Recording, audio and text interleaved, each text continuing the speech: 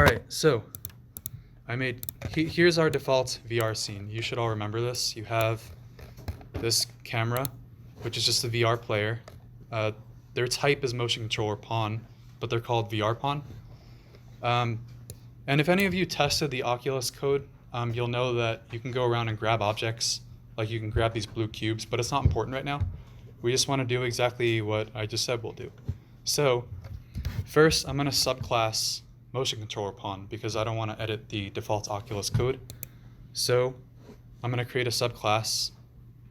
Also, if anybody is wondering how you do the same thing in Unity, or you're confused, just raise your hand and I'll explain. But I think the subclassing part is an Unreal thing, but in Unity you just add the script. Like, you know that Unity is the architecture. So I'm going to subclass motion controller pawn just so that I don't override the original. So here's motion controller pawn. I created a subclass. I'm going to call it Nix pawn. And like in A1, I'm going to replace this one with this one. See, this is a Nix pawn now. And it's no different right now, it's just a subclass. So I have my subclass of a pawn, and it has our built-in functions. Just like Unity, when you create a new script, it has some basic functions that it adds automatically. Like begin play is called in the beginning. In Unity, it's called update. In Unreal, it's called tick. It's called every frame, and so on. So if I just want to verify this, I'll print hello, or I'll print I'm alive. I can't zoom in anymore. Can you see what's being written? Make it bigger. Not really. No? I don't know if I could zoom it in anymore. Your monitor's running at high-res Excel. I don't know how to do that. Display. I'll make it laptop display size.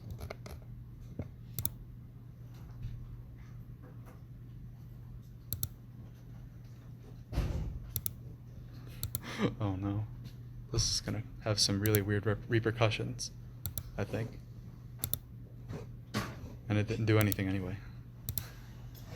Can you use like the what's it called, like magnifier that gives it like 200% magnifier? Oh no. Oh no. Can I do what? To who? Like It's called search magnifier. magnifier in Windows. Like I'm old. I froze Google Remote Desktop. Oh, it came back.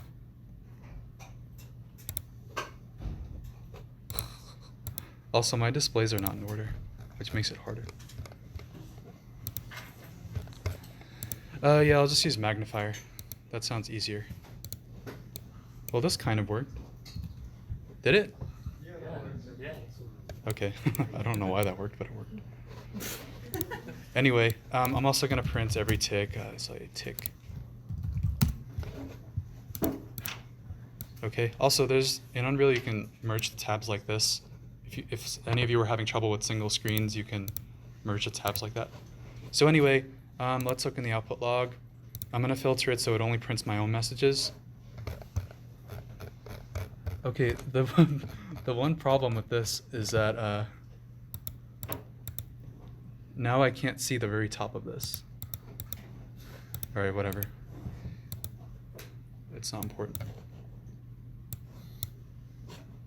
Oh my god. Everything is giant. Okay, anyway, it's ticking every frame. Like, you get the point, right? It's just a tick function. So, based on my own specs, first of all, I need all of the 3D texts. And I'm going to do this all in a component. Does that make sense? First, I have to grab all the 3D texts. So what a lot of you have been doing, which is fine for this assignment, is creating an exposed variable and setting them. So what you've been doing, for example, is doing all texts, for example, and it refers to the text render. And it's an array. So you can do this, and what'll happen is that it will create, did I forget to expose it? Yeah. This little eyeball exposes it, so you can see it in the editor and assign it and stuff. So what this is doing is it's creating some array, and I basically set the value at a higher level. When you expose something, you're basically saying that it should be set at a higher level. In this case, the higher level is the editor. So what you can do if you want is just manually identify these 3 text renders. So 1, 2, 3. Where this will become a problem is when I have hundreds of them, and you will have hundreds of collectibles at some point. So you see I now have a reference to all of these. Does that make sense to everybody? This is the same as doing public text mesh array in Unity. You're just exposing it and then setting it in the editor. So now what I can do is make all of them say something. So I have this array of texts. This is just a bunch of texts, and I can do my typical for each loop on them. And I just want them to say something. So for each text, I'm going to call this set text, which will set the actual content on that mesh. Does that make sense to everyone? So I'll just set some default variable like I'm a text. Does this make sense? It's a for each loop that's calling this function on each of the text meshes. So if I run this, and I do this, you'll see that the text meshes that are in the scene all say I'm a text. Make sense to everybody? Cool. So requirement number 2, they should print their name. So right now I'm just printing the same thing for all of them, but I have a reference to each individual text mesh. And if I want to know what their name is, like what they're called right here, I can use a function called get display name, which Unity also has. So I just want them to say, oh, I disabled the wrong one. I just want them to say what their name is right now. Does that all make sense, everybody? So if I play this, is there a shortcut? Alt-P. Cool. Good to know.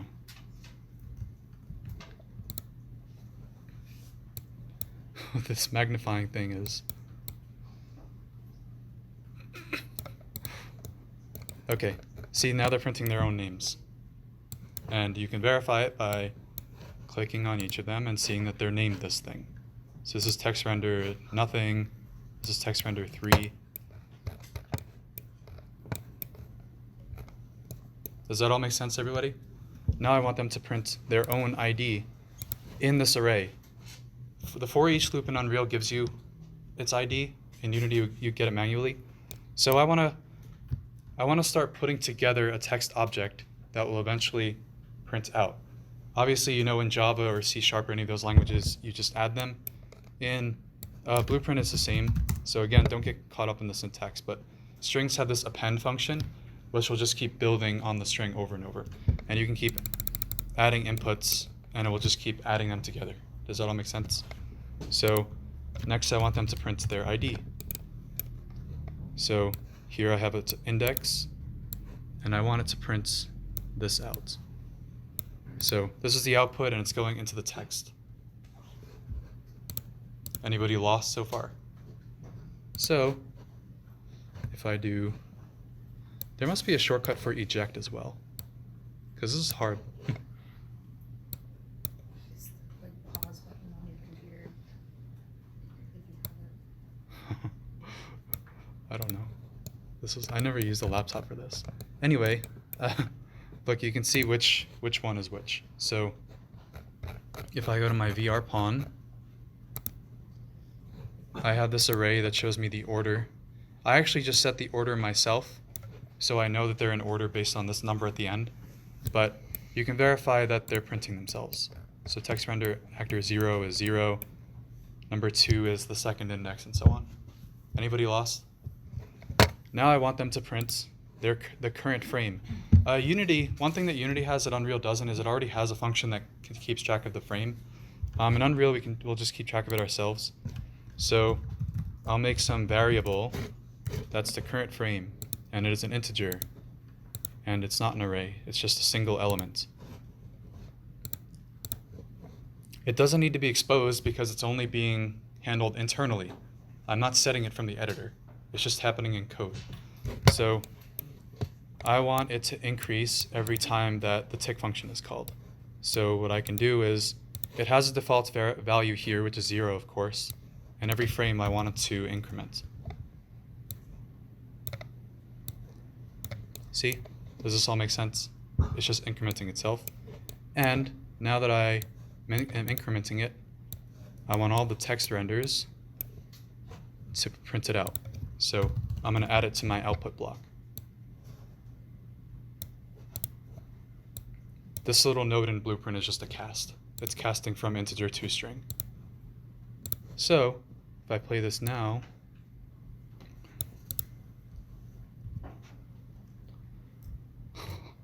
the eject button is so like, it needs to be in such a particular place when I zoom in like this. Anyway, you can see they're printing out the frame number. So is anybody lost so far? All good? Great. What's my next requirement? They should print some non-exposed float and an exposed int. Okay, so the non-exposed float will be something that I'm just going to make up internally in the code. So I'll say non-exposed float, and it's going to be a float, not a name. And here I set its default value, so I'm going to call it like 2.5. Does this make sense? This is just doing float something equals 2.5.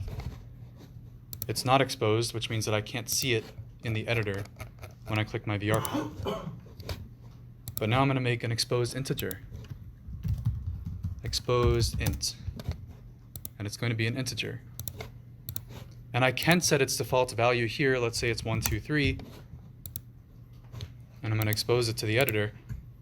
But unless I'm setting it explicitly in the code itself, the editor has a final say about what its actual value is. So inside the editor, I'm going to say that it's actually 4, 5, 6. And now I want these two things to print out.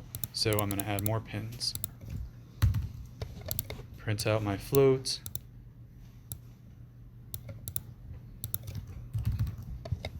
And I'll print out my int. And you'll see that the int is actually the one that I set in the editor.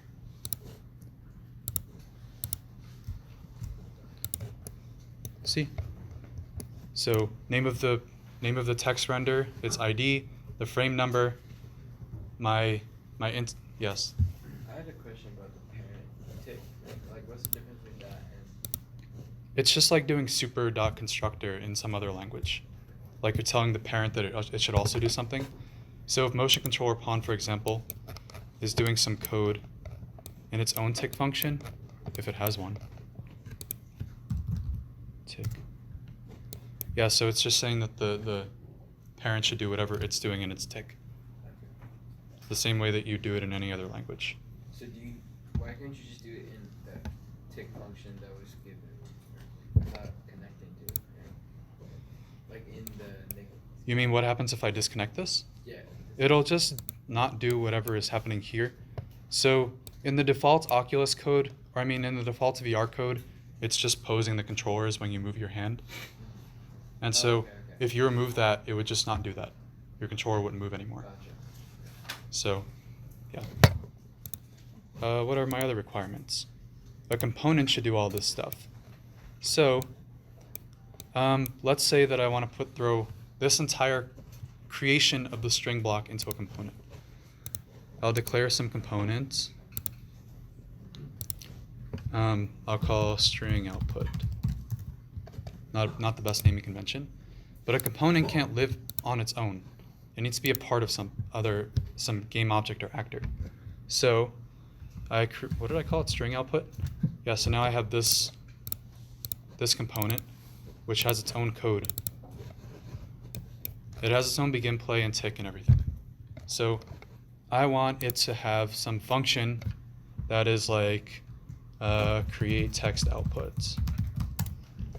And what this is going to do is take in all of these things that I want to print out and then give me what. It's a really dumb thing, like it doesn't make sense to do this practically, but that's what we're going to do anyway. It's going to take in all the stuff that I want to print out construct some output object and then spit it out. So the output is some text that will eventually go on that text mesh. And the inputs are all of the things that I wanted to print. So what did I want to print? Display name. This was a string, I believe. It's ID, which is an integer. Can you remind me what I was trying to print? The frame. Oh yeah, frame. The floats, exposed floats.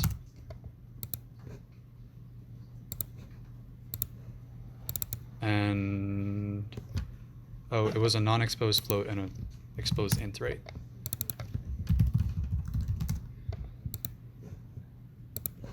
And right now it's not doing anything, but does this overall like syntax make sense? Like this function can be called with these parameters, and inside the function it's doing something with these parameters. This is exactly the same as a function header. And this is the output value. Like I'm saying text, some function name, in this case create text output, is a function of these parameters. This should all make sense. So what I'm going to do now is just do it the lazy way, and I'm going to copy everything. Boom. Oh, I need its display name. This is the one thing I can't copy right now.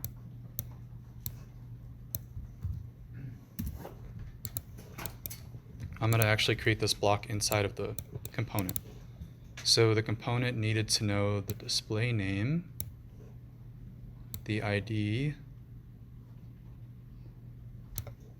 the frame. Did I do it out of order? Yes. ID, frame, exposed float, exposed int, and then it will send back the computed text block. Does this all make sense? Yes? All right. So to actually call it, wait, I don't need this anymore. So to actually call it, I want to just put it here. So I have this component, I get a pointer to it, and then I ask it to, what is the function called? I keep forgetting. It's called create text output. I want to call its function. Right now it's effectively a static function, but it doesn't matter. It's going to, I'm going to call this function, which will spit out for me what the text should actually say, and what it needs to know are these parameters, which I'll give it. ID, oh, its ID is this. Its frame is this. Exposed float is this. Exposed int is this. And everything should be the same. See? All this is just being computed inside the component and say it instead of the main actor. Does all that make sense to everybody at a high level? How these things are interacting with each other? So the last thing that I wanted to do is make the texts function like strobe lights. So your text renders or text meshes in Unity have some color parameter. In this case, they're this blue color. I want to make it a random color. So I'm going to call a function like setColor on the text, and its input is a color. See, it's a color that's expecting RGBA. Make sense? I want alpha to always be 255, but I want everything else to be random. So I'm going to say random int, some like up to 255. It'll cast it, and I'm just going to this is a blueprint thing specifically, but basically the random integer doesn't get computed every time that I, like, this data, once it gets to this point, is always the same. So if I were to do this, all of these would be the same value. Does that make sense? So I'm just randomizing 3 different things. So if I do this, you'll see strobes. Make sense? But I didn't want it to print every frame. I wanted it to print every few frames. In this case, let's say every second or so. So what I can do instead is throw in an if statement. If, and do you remember, we covered this in the first class, do you remember what every second or so would be? How you would calculate that? 30. Mod 30, in this case, the simulation is running at 120 FPS, so that would give you every quarter frame. So yeah, if, let's say I want to do it every second, then I want to say if the current frame mod 120, because it's running at 120 FPS, if this is equal to 0, then that means that we're on the 120th frame, or on some, what do you call it? A factor of? No. What is like, what? The first one isn't like I don't remember the term, like 120, 240, 360. Multiple. Anyway, does this make sense? You're doing the current frame mod 120 equals 0. That will give me every 120th frame. So now it will only change every 1 second. And it will do that for all of these. What if your frame rate is constantly varying? Then if the frame rate varies a lot, in both Unity and Unreal, there's a delta seconds parameter that tells you the frame time. It's like how much time has passed since the last frame. So you can use that to normalize it a little bit if your frame rate is inconsistent. So if you see that all of my 3 text renders are doing different things. Does that make sense? Because I'm randomizing these values for all of them. Then they're all printing their own information. Any questions? All good? Now the one thing that I think is also confusing people is, so I have set these automatically, all these texts, but what happens if I want more of them? I want everything to be strobing.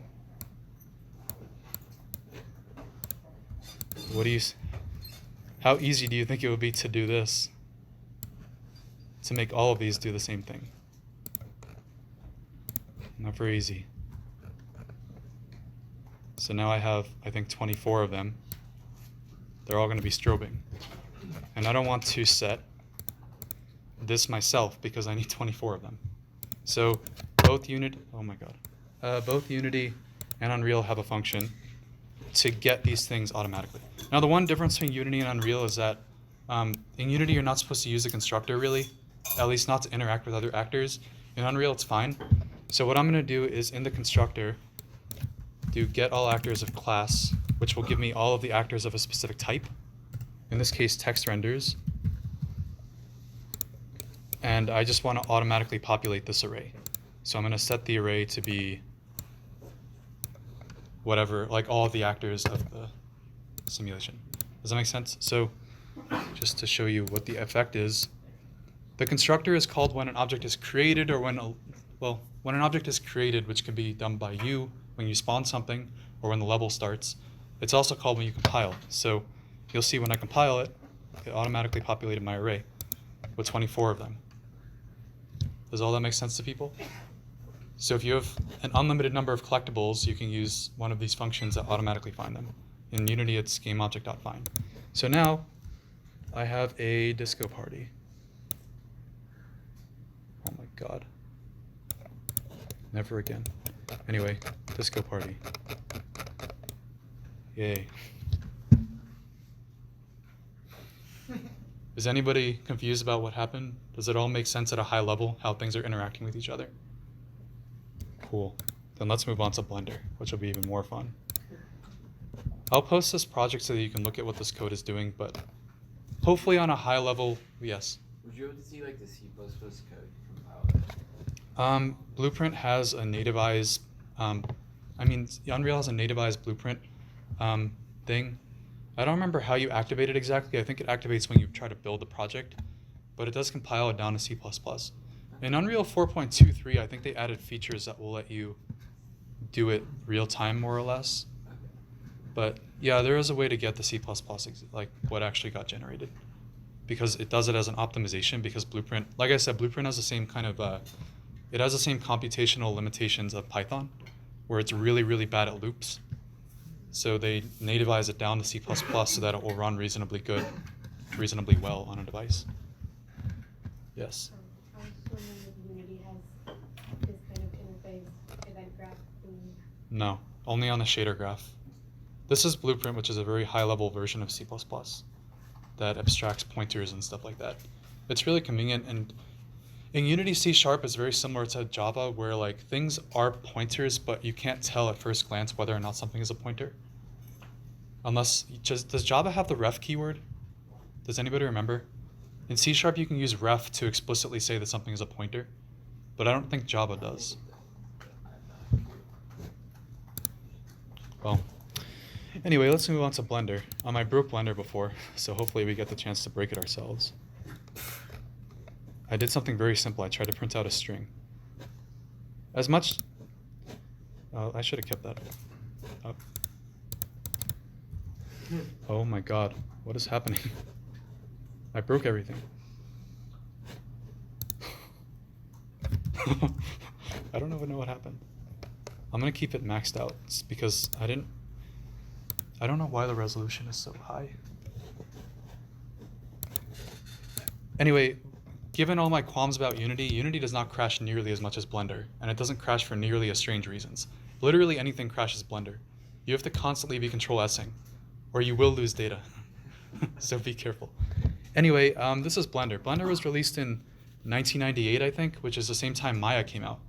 I think a lot of people think that Blender is a relatively new thing because it's open source and it seems to never change, like it never ages until Blender 2.8. But it's existed for a really long time. It's an open source engine, and the programming is done in Python, but internally it's C++. But the history of Blender is not really important. It's just cool because it's used a lot for indie companies specifically because it's very low resource, kind of like Unity. Like I think for Maya, the minimum amount of RAM that a Maya instance can use is like 700 megs or something like that. In Blender, it's like barely any. It's like 70 megs maybe. But that's not important. Anyway, this is Blender. It has this interface. Its layout is pretty similar to Unity or Unreal. The top is a toolbar for settings and stuff like that. You can change the type of renderer, the view, and stuff like that. There is this, if you hit the T key, you can open up this menu, which has like create objects and stuff like that. Oh, also, I want to display the keys that I'm pressing. Let me quickly implement that.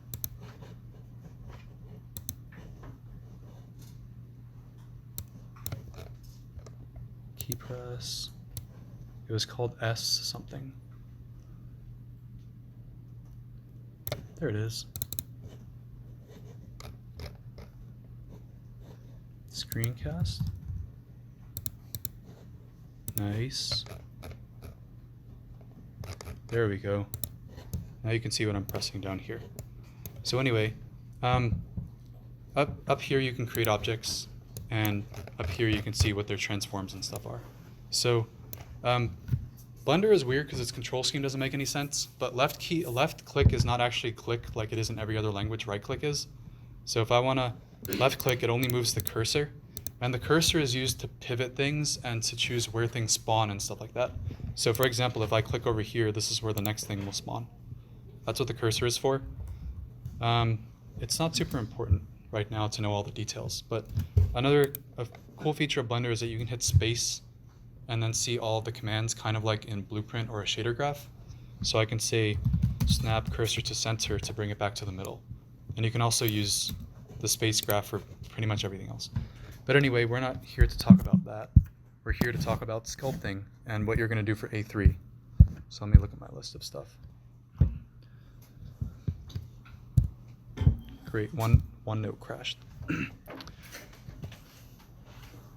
Okay, for people with laptops, in user preferences, Blender has some option that lets you emulate, I think it's called emulate keypad.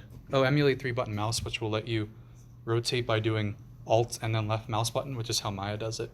Just so you know if you don't want to use a mouse. What we're going to do is sculpt. So I'm going to create the monkey, which has our, if you remember, this is a primitive in Blender. It's called Suzanne.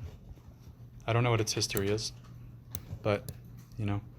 So I want to I want to create a hat for it by sculpting, and I'm going to give it colors and stuff like that. So in Blender, you change modes with this thing down here. So right now we're in object mode, which you use to set up the scene and move things around and rotate things and stuff like that. Edit mode shows you all of the vertices and faces and stuff like that. You can change between faces and edges and stuff down here. So like I can click a face. If I'm in vertex mode, I can click a vertex, and so on. Blender's controls are weird and they just take getting used to. Like C is circle select instead of Alt C, or I mean Control C. It just takes getting used to, but that's not the point of today's lecture. Other modes.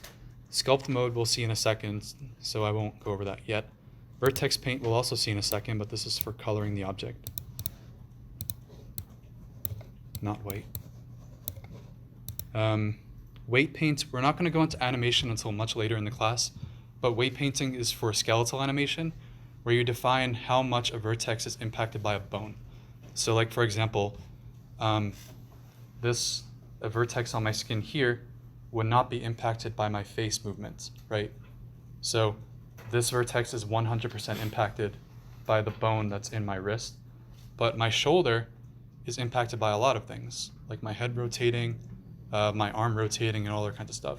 So you use weight painting to describe like how much does each vertex get impacted by different motions, but it's not important right now. Finally, we have texture paint, which I don't really know how to use, but you can literally paint a texture on instead of a color.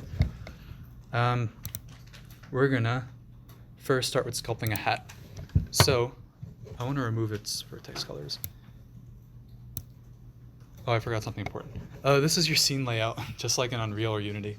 This is where all your objects are. Over here is basically the details panel, except Blender's details panel has a lot of other stuff like render settings, settings about the world, the specific object, like modifiers and all other kinds of stuff. So what I'm going to do first is just remove the vertex colors because they're ugly. And I'm going to turn on ambient occlusion so that you can see what's happening.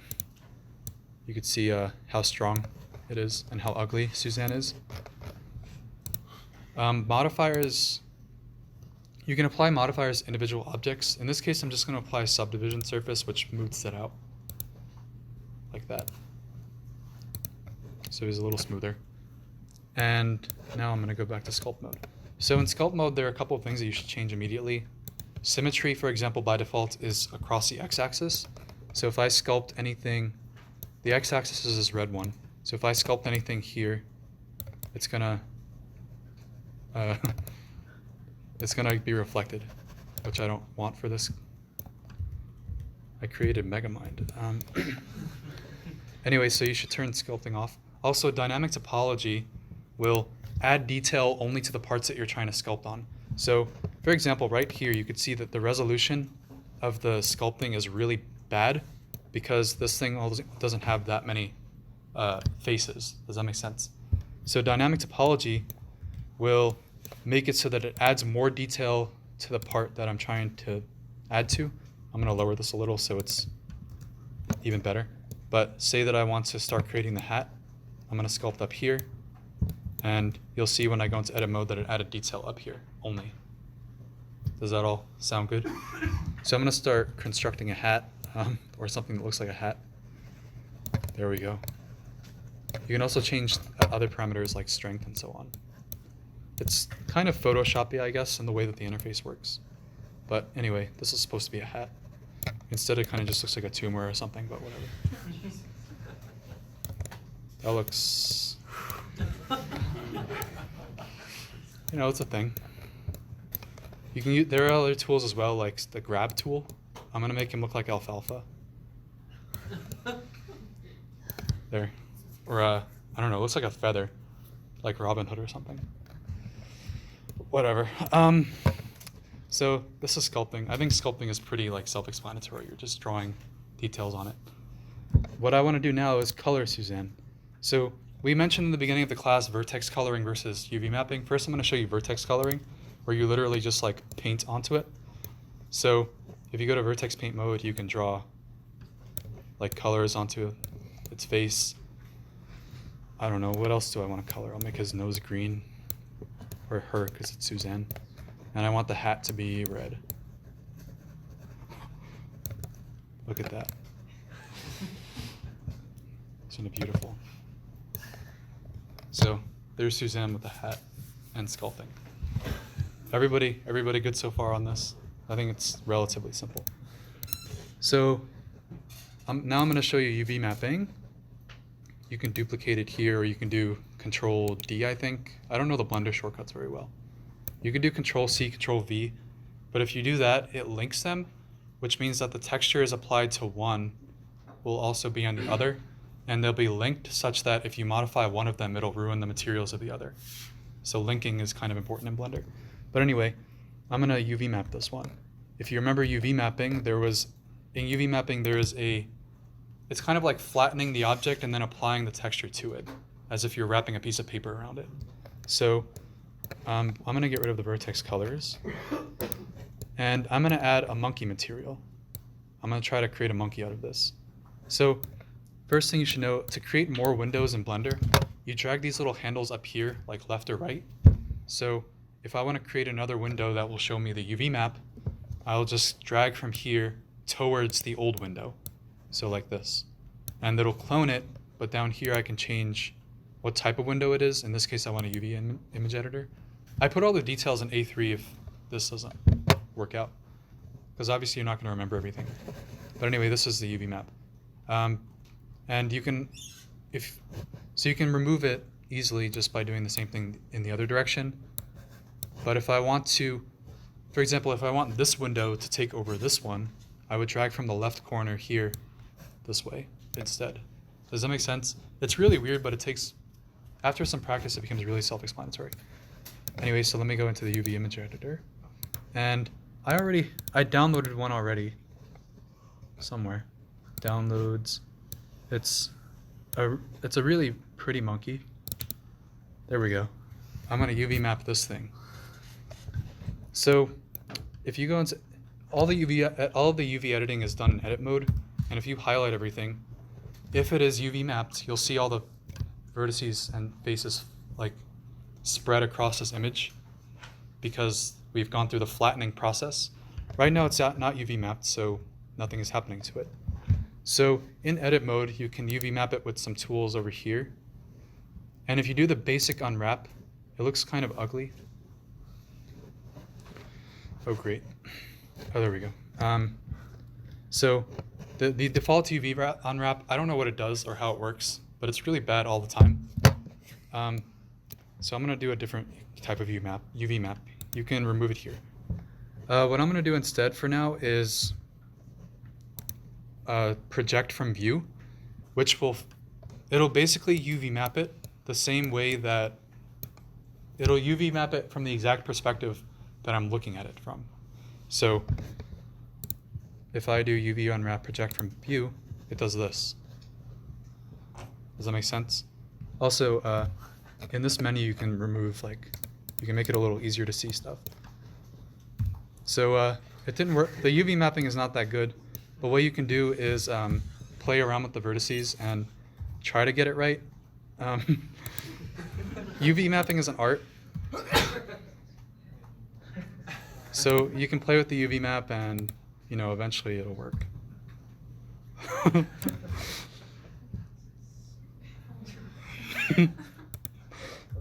pretty good. Thanks.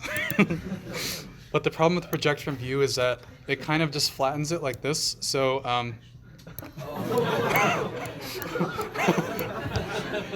it does that because it's just flattened it as if it were just a projection from the camera plane. So it reflects because you're just flattening everything. So what we want to do instead is there's another option there are a lot of other options. You can play around with them. I'm going to use sphere projection, which it'll basically flatten it like a sphere because this thing's kind of sphere shaped. The only problem is that, okay, there we go, that's better. So sphere projection will flatten it like this so that, it's more uniformly distributed across the image. So I'm going to try my best. Oh, that actually was not that bad. I don't have to put that much effort into fixing it. It takes practice. That's But as you can see, you know, it's not reflected anymore. So if you have a seamless image, you can make it look better, I guess, than this. But, oh my God, Blender. Remember when I said Blender crashes a lot for no reason whatsoever? You just be careful and keep Control S-ing and try not to put too much detail into your model. Oh my God, Blender. Anyway, that's the result. I have UV mapped it. And I also want to paint its head. So I'm going to paint it red again. There we go. I mean, texturing is an art. Texturing is an art. And it takes a lot of practice, but for A3, you just have to do something that's kind of like this. But with somebody that you know, or a pet, or something like that. Does that make sense? Any questions so far? I think A3 will be pretty fun. Yes. Can you actually paint textures? Yeah, you can. I'm really, I'm really worried about what's gonna happen if I try to paint this. Diffuse color. I want it. I don't know that much about how the texture thing works. Let's see. I did this before. Oh, you can create a texture somewhere over here. I'm gonna create a new texture, and I'm gonna set it to be the monkey. And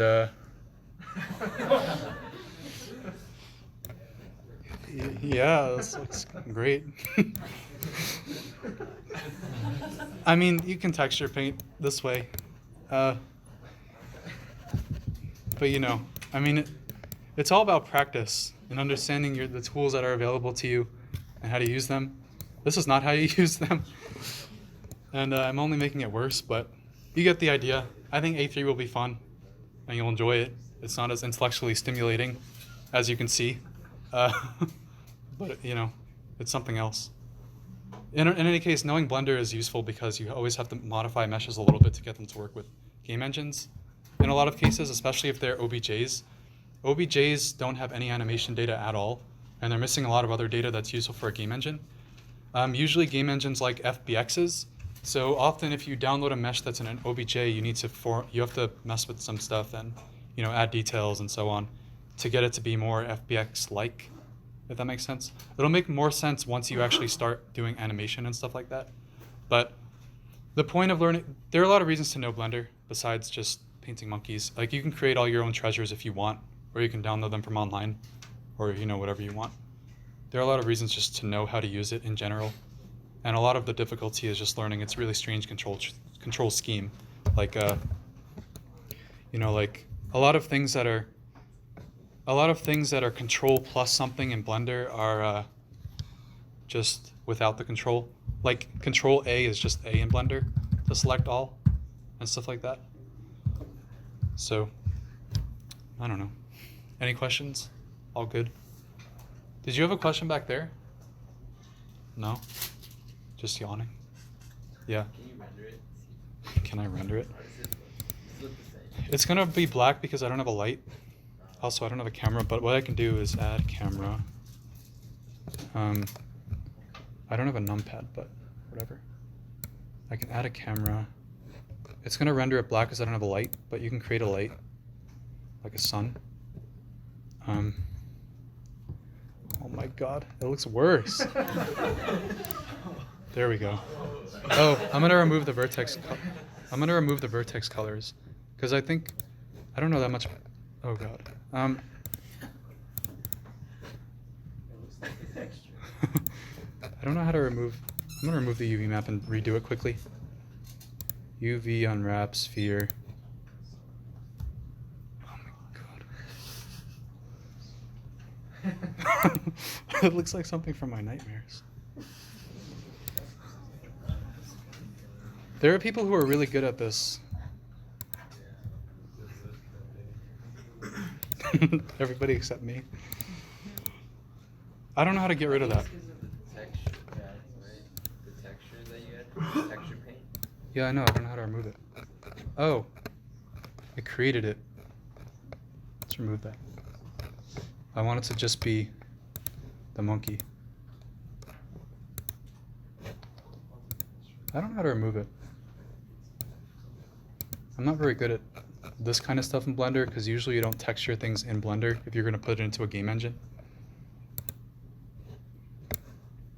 Oh no.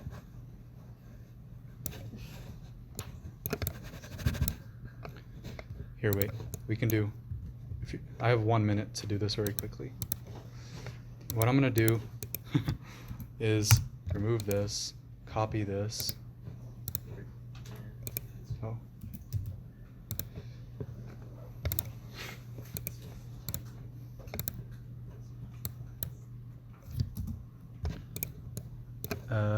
Do this. Remove the UV matte, the vertex colors. Go into edit mode. Mesh, UV unwrap, sphere, projection. Oh my god, why does it keep shifting it? This isn't even the right texture. Okay. Oh my god. This is a disaster.